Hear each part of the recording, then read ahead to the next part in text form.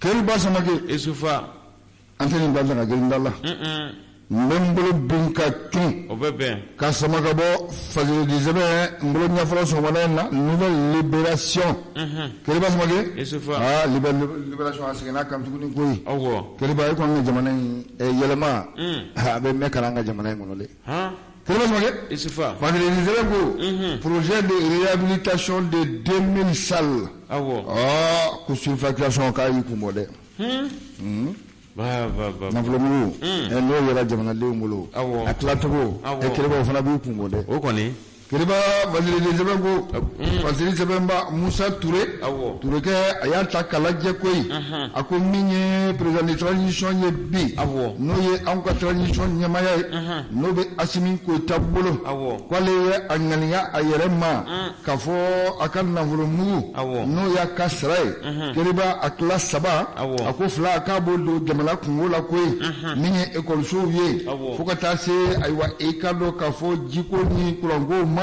Keriba kwa sego mi anoke ikalo kafo jamana lense kane unyekoi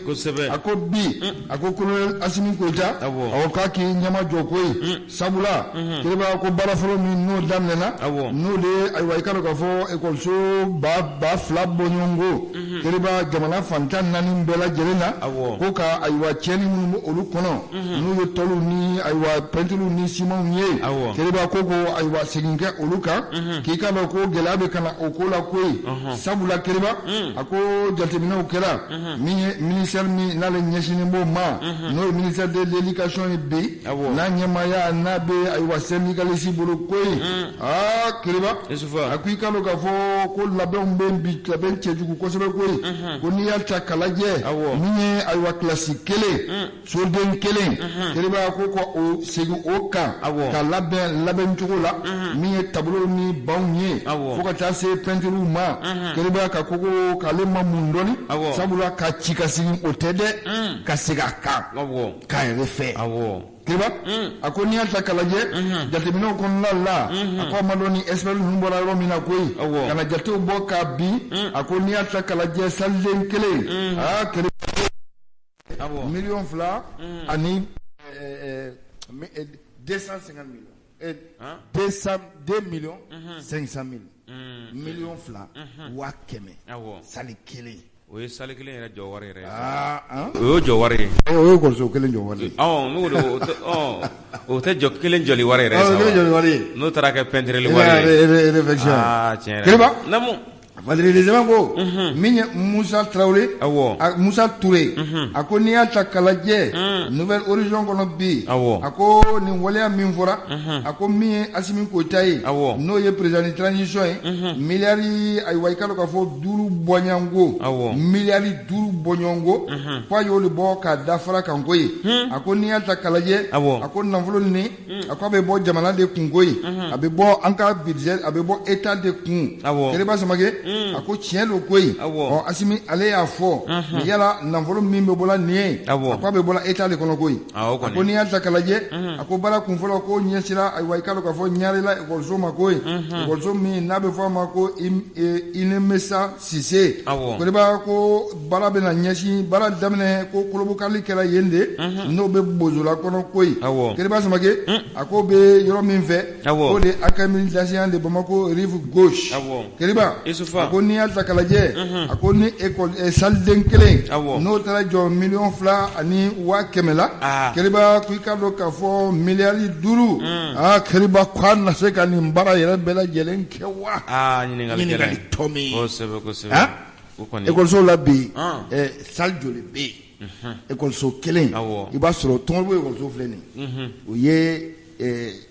arranger tani fla arranger duru o tidi jo bisaba ɲɔgɔn na Keriba o salle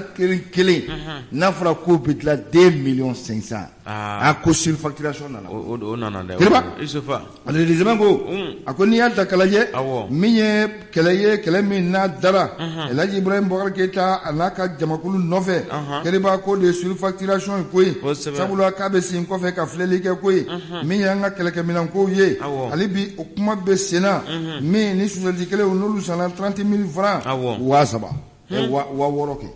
suɛti den kelen bigi den kelen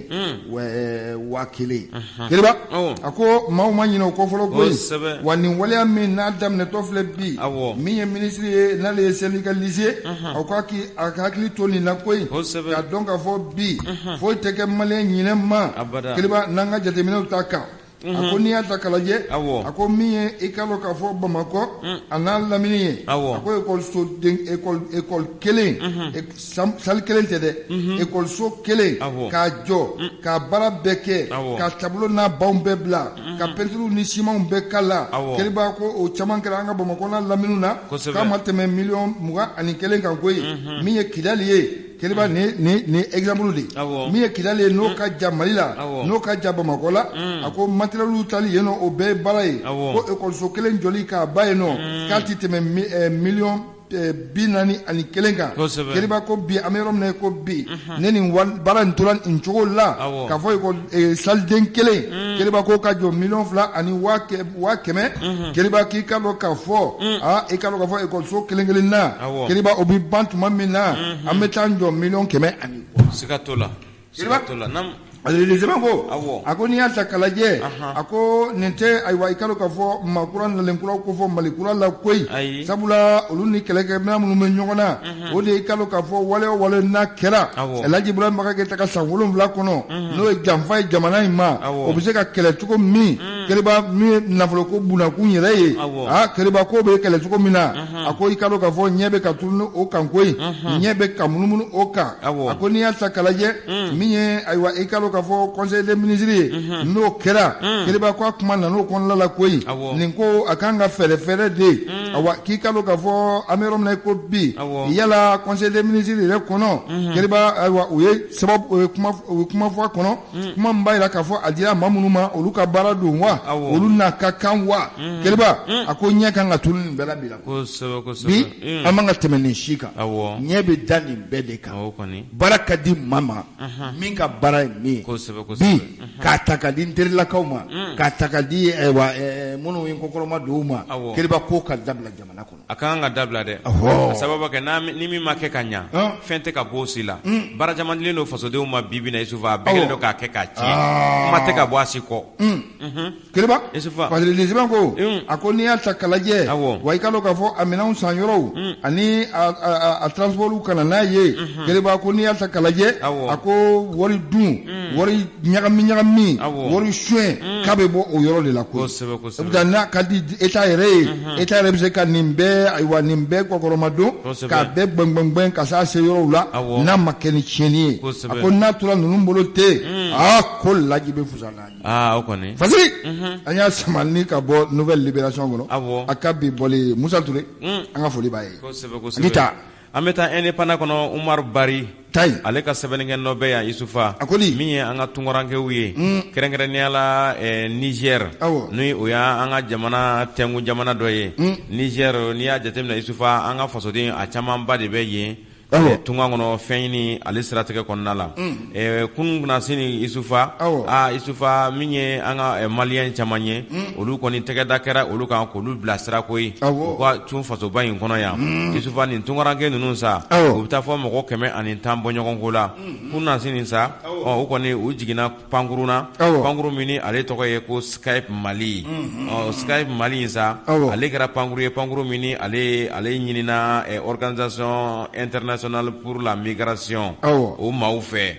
o ye jɛkulu min n'ale ɲɛsinnen don tunkarankew ma ka nin pankuru in k'ale ta sa ka maliyɛn maa 110 bɔ ɲɔgɔn ko k'o bila a kɔnɔ ka na n'u ye ka tila ka yanni u bɛ se yan u y'an ka ɲɛmaaw u ye olu wele ko ye ka u sara olu la u k'u bolo nɔ bila sɛbɛn na walasa u ka se ka na u kunbɛn min ye an ka minisiri ye minisiri min ale ɲɛsinnen don tungaw ni yɔrɔlatagaw ma ale ka secrétaire général chef de cabinet o de sa ale de ye farala maa caman kan minnu ni kɛnɛya tigilamɔgɔw ye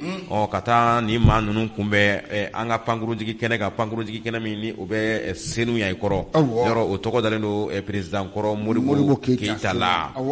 la sa isufa u nalen sa u kunbɛn na an ka ministre ka cidenw fɛ ani an ka kɛnɛya tigilamɔgɔw fɛ ka tila k'u fɛsɛfɛsɛ k'u lajɛ n'i y'a sɔrɔ bana t'u la bana min ni o kɛlen don ka diɲɛ lamini bi n'o bɛ wele ko coronavirus o lajɛliw kɔfɛ sa isufa u y'u senfa ni nin maa ninnu ye a maa ninnu na n'i y'a jateminɛ maa 404 o ye cɛ ye maa 4 olu ye denmisɛnnin fitininw ye maa 2 o ye musolakaw ye komi sa u sera k'u sɛnsɛn n'u ye ka taa n'u ye jabala min ni u bɛ taa ni u ye ka taga u lasago ye isufa ko u kɔni u ka ko kɔni bɛ ta an ka minisiriso fɛ sa minisiriso min taara u kunbɛn ka taa u lakana ka taa u tɔbɔtɔ ni min bɔra a ko tɔw la sa o na tila ka ɲɛfɔ isufa n'i y'a jateminɛ ni waleya ninnu na ko a kan ka ɲɛsin mɔgɔ damadɔ minnu ma ninnu kɔfɛ n'i y'u bɛɛ lajɛlen fara ɲɔgɔn kan k'a bɛ taa mɔgɔ 300 ani mɔgɔ 30 bɔ ɲɔgɔn ko la olu bɛɛ de kan ka segin yan koyi n'i y'a jateminɛ tuguni kunnafoni kunda jenkalo tile 22 tɛmɛnen maa 106 olu fɛnɛ nana musoba in kɔnɔ yan maa 106 maa 106 mɔgɔ 100 ani mɔgɔ 6 olu fɛnɛ nana fɛnɛ olu kunbɛn na ni kunbɛn cogo la ayiwa an na tila k'a ɲɛɲini sa u bɛ lahalaya minnu na sini ma walasa k'o da fasoden tulo kan Umaru Bari ale ka laseli don ka bɔ Indépendant ale ka bi bɔlen kɔnɔ Keriba Isufa fasilité sɛbɛn an bɛ to a kɔnɔ koyi nouvelle libération a ka bi bɔlen kosɛbɛ fasilité sɛbɛn ba MT a ko an ka taa ministère de la santé la koyi ministère de la santé bi Keriba ko a kɛra ko dagaba wuli yen bi koyi a ko n'i y'a ta k'a lajɛ a bɛ waati bɔ bi ministre n'a ka délégué dɔ ma dɔ i bɛ min kɛ i bɛ min ta Keriba a ko ɲɛbɔlen tɛ ka ɲɛ kosɛbɛ koyi Keriba Samake a ko n'i y'a ta k'a lajɛ min ye ayiwa i ka dɔn k'a fɔ madame Jaminatu Sangare ye n'ale ye ministre a bɛ ministre de la santé a k'i ka dɔn k'a fɔ a n'a ka délégué ministre délégué auprès du ministre de la santé n'o ye Limamu Umaru Jara ye Keriba ko bɛnba tɛ yen bi koyi gɛlɛya yɛrɛ k'a bɛ ministère kɔnɔ koyi a ko n'i y'a ta k'a lajɛ a ko min ye Jaminatu a n'a ka ministre délégué Keriba k'u t'a dɔn bi a wa structure min département min Keriba yɔrɔ min kalifalen don min na koyi a ko n'i y'a ta k'a lajɛ a ko i ka dɔn k'a fɔ dagaba wuli a bɛ yɔrɔ de nɔfɛ Keriba mugu bɛ tɛmɛ yɔrɔ min na kosɛbɛ n'o ye kanamu ye bi Keriba a ko ministre Umaru Jara k'ale miirila a ka wuli ka jɔ la bi a bɛ ka ko sugu bɛɛ lajɛlen kɛ koyi min ye kanamu ye o ka fara ale ka ayiwa structure kan ale ka yɔrɔ kan mugu tɛ wa mugu bɛ yen a ko n'i y'a ta k'a lajɛ a ko min ye ayiwa i ka dɔn k'a fɔ Jaminatu ye Keriba k'a ka wuli ka jɔ k'a bonna ka taa président yɛrɛ fanfɛla la koyi Azimi Koyita ayiwa a ye délégué min di ne ma a y'a ka ko lajɛ koyi a bɛ ka taa sira min kan nin bɛɛ t'a ta ye u bɛ ka yɛlɛ ɲɔgɔn kan baasi tɛ samaraw bɛ ka camu ɲɔgɔn sanfɛ kosɛbɛ Keriba a ko n'i y'a ta k'a lajɛ min ye ayiwa Umaru Jara Limamu Umaru Jara a k'ale ka wuli ka jɔ k'ale ni premier ministre Sukɛli Kuwala Mayiga Keriba k'u ye ayiwa kalafew siri ɲɔgɔn na awa ka ɲagami cogo dɔ la awa ministère min ye kanamu ye a bɛ se ka to Umaru ka jate la cogo min Keriba ministre Umaru Jara a ko ni premier ministre Sukɛli Kuwala Mayiga u y'o fereke ɲagami da cogo dɔ la awa a ma bɛn Jaminatu ma koyi Jaminatu ye wuli ka jɔ da joona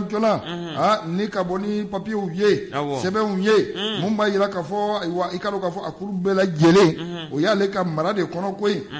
a ko ma bɛn Umaru Jara ma awa ko kuma k'a tɛ tɛnku ayiwa conseil des ministres yɛrɛ la koyi baasi tɛ fereke ɲagami a conseil des ministres la Keriba ayiwa ko i ka dɔn k'a fɔ ko tiɲɛ fɔra u fila bɛɛ koyi min ye kanamu ye min ye Umaru Jara ye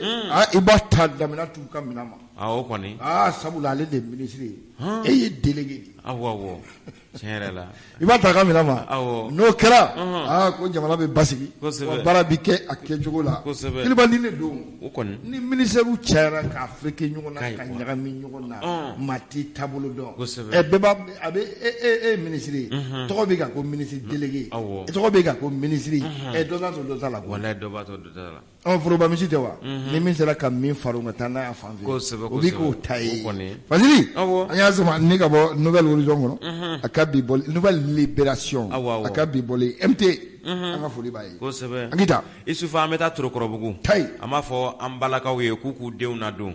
yɔrɔ an balaka caman bɛ yen bi Isufa olu mago bɛ denkudi dara ni denkudi safinɛw de la n'u y'o sɔrɔ dɔrɔn u mago tɛ denw na de denw bɛ bɔlɔn kɔnɔ ten yɔrɔ min ka d'u ye u bɛ taa yen o de kosɔn densuɲɛ ale fana a ɲɔ b'a fɛ ka ɲɛ tuguni dɛ Isufa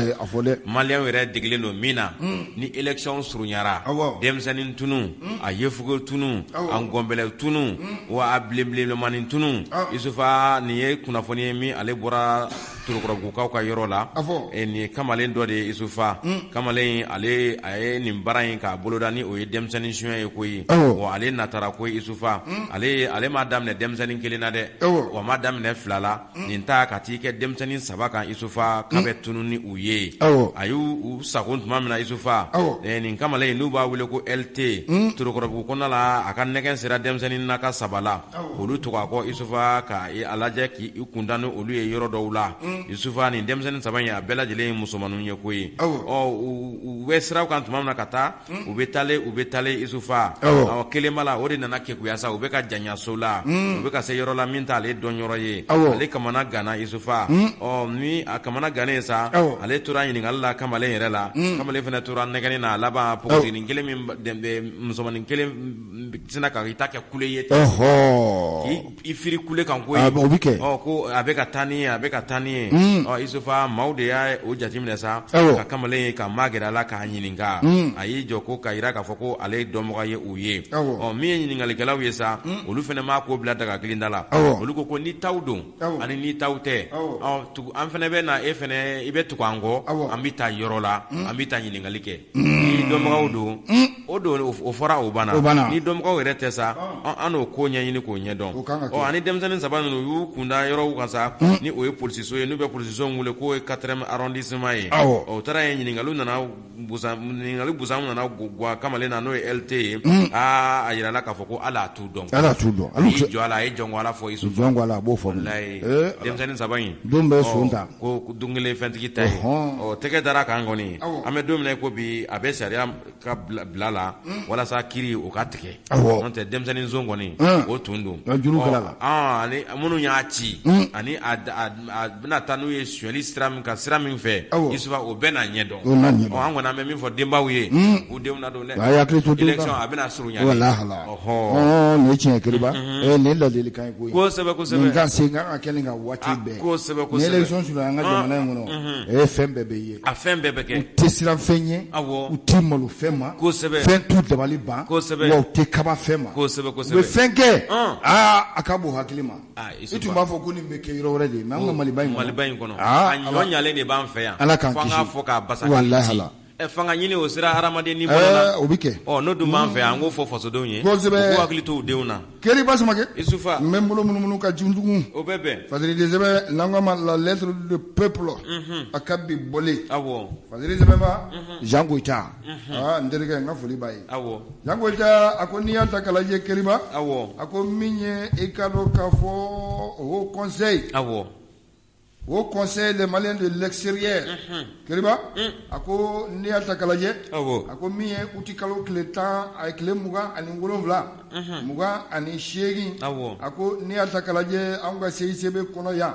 a ko n'i ye sigikafɔ bɛna kɛ sigi min n'a bɛna kɛ ayiwa i kalo k'a fɔ o conseil des Maliens de l'extérieur bolo Keriba sigi tɛ dɔwɛrɛ ye koyi président kura o ka ta a ko président kura k'o ka ta a min ye conseil d'administration ye k'o fana bɛ kɛ koyi Keriba Samakɛ a ko n'i y'a ta k'a lajɛ a ko bi min ye ayiwa a ɲɛma ye n'o ye Abibu Sila ye Keriba ko daba ye Sunata ye koyi a ko sabula a ko Abibu Sila a ko n'ale ye ayiwa i ka dɔn k'a fɔ o conseil les Maliens de l'extérieur n'a b'o kɔnɔ yan ko o ɲɛmaya sɔrɔ k'o y'a sɔrɔ a bɛ o conseil des Maliens de Gabon ko ɲɛmaya de b'a bolo koyi a bɛ yen de ye Gabon sigilen bɛ yen de a ko n'i y'a ta k'a lajɛ Abibu Sila a bɛ yɔrɔ min na ko bi fɛn fɛn ye san 2 fɔ ka taa se san 3 bɔ ɲɔgɔn ma ani Gabon cɛ ka jan bi kosɛbɛ koyi sabula ko kɛ b'a kɛ Gabon riba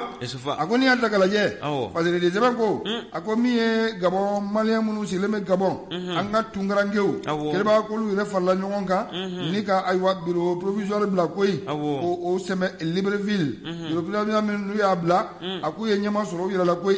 o le e kalo kafo Mamadou Mere Jawara ye koy Jawara kwale be aywa Abibou Sila nola blalla yani e kalo kafo Abibou Sila aleka kuma kauna aywa coronavirus na altabulu kan akika do kafo tamo ka gelembi ko sebe koy ko belinga no ya farafina ani tobula kasaze Gabon bela gelema bi Abibou ateka kene soro aliza ako moto sigila Abibou Sila ay frege nyami nda koy ni ka to malila ya kabiro kura sigi aywa asigino ko la Gabon koma irete se ka se kere bas mage ako ni anta kalaje o biro nyama ya ko dira aywa ikalo kafo malien wala ma Gabon malien mi no ni Abibou no bebe bolo gele ngangoi ni aywa ikalo kafo nationalité gabonais bo bolo keriba ako koso aywa ikalo kafo biro koro mimbe keriba no ye biro legalie keriba ko lu ma bla dagrinda la koi ye Abibou Sila anaka biro kura ku wele ikalo kafo tribunal nyakoro Libreville yengoi plainte déposera Abibou Sila akoni ata kalaje ko plainte min déposera ni ko Abibou Sila ko gabonais do malien do sabula nationalité ba bolo ay mami sigi ayre nola akabiro fabriquer na ako fana ye ay way kalo kafo gabonais do koy wala tem mali fando bimu bla Gabon wo nationalité yelema o be amena o tem mali re do duguni keriba akoni namara min na bene akwati nyabi atenya sini koy minye Abibou Sila ye keriba akwani Gabonje sanfla foko da se saba bonyongo ma olu le ka sera kisa lumba fo kalu woro nite aywa isigi dalla keriba ki bora malen l'exere la ikra malen really malen really Abibou Sila ka kera malen really ate malen le Gabon telugule malen rere ko ikado ka fo olu ka délégation o fana be wuli ku kunda se sebe kan koyi onu ka nyama kura akono kera akwa Abibou Sila aywa inepli éligible alete wo ate ndu Gabonais do maliente ke munu ba ko Gabon kakata o kola jefolo yana kato aywa malikuna yan paraka la kwale de nyama le nyama keriba akwa ka nyama ya ko turuba la ko wo belebele babala sabura il n'est pas éligible aya sigiro bla o be sanfla ni ko bobi alors que kalo woro ni ti sigidala e talent kuni o igene d'office le détective ma faut ti ma yere jena le tara ba je sigina fasula ko sebe akera munu kama o de munu be ko kan faso ko kan munu sigile be o le buka de hundo o le buka geleya don o le ba don bi o gien yele malama so de o e tunte sangelen sanfla ko kura munu nana ka jela ma do ko la e bi se ka o nyana boy wa ko ti ka ke fasile de semaine ko akoni alta kalaje akobi siga sitala ko minye Mamadou Mere Jawara anaka premier vice-président keriba ko lu lebe ay way karo ka fo malion ka ko bela jelen na Gabon bi koy olu ka wuli ka jo keriba ko lebe ay wa malion sutura lu ko bi ko sebe Abibou na novembre no ye Amara Jaraw ye no ay wa alo le siga no la Gabon keriba ko lu te foy kuna Gabon tuguni wa uye karo ka fo malion yele te koy akoni malion do awu yele ka ta Gabon ni ka ta ay wa abonyona beka bo kalama ke ni do lesele kata ko kele bu no fe Gabon bi koy agoni alta kalaje minye ay way kalo ka fo au conseil le malin de l'excellent akasigi mimina ke no président yelama ko Abibou Sila agwa ko il n'est plus éligible quoi ka wala semaine keba o le dakadalla yana ka ke maloyi 7e congrès ko benake Fasili anya sama ni ka bo la lettre du peuple kono akabi boli ko sebe keba isufa anga ma wolele ale keleso awo shifinaka alsen kuni awo nale ka wulika joka bo politique buna kun kan tumurubu ana laminina amse ka fo commune 3 rebela jelen ngono bi o bi abeka wala ngata koy alaba ana mali rebela jelen ta saw alsen kuni akuntra tamala ama fama wala nyimando ay keleso kiriba nyingal folo metemu Allah anya ye minye asimi ko tay no ye jamana nyama ye aye nafolo mugu dobo milliard duru bonyon